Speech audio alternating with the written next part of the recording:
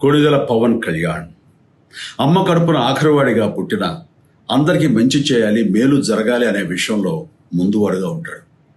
తన గురించి కంటే జనం గురించి ఎక్కువగా ఆలోచించే మనస్తత్వం నా తమ్ముడు కళ్యాణ్ బాబుది. ఎవరైనా అధికారంలోకి వచ్చాక ప్రజలకు ఏదైనా చేయాలనుకుంటారు. కానీ కళ్యాణ్ తన సొంత సంపాదనని కౌలు రైతులు కన్నీళ్లు తుడిచేందుకు ఖర్చు పెట్టడం, సరిహద్దు దగ్గర ప్రాణాలొడ్డి పోరాడే జవాన్ కోసం పెద్ద మొత్తం అందివ్వటం, అలాగే మత్స్యకారులు ఇంకా ఎందరికో తాను చేసిన సహాయం చూస్తుంటే ఇలాంటి నాయకుడు కదా జనాలకు కావాల్సింది అనిపిస్తుంది. ఒక రకంగా చెప్పాలంటే సినిమాలోకి తను బలవంతంగా వచ్చాడు, రాజకీయాల్లో మాత్రం ఇష్టంతోనే వచ్చాడు.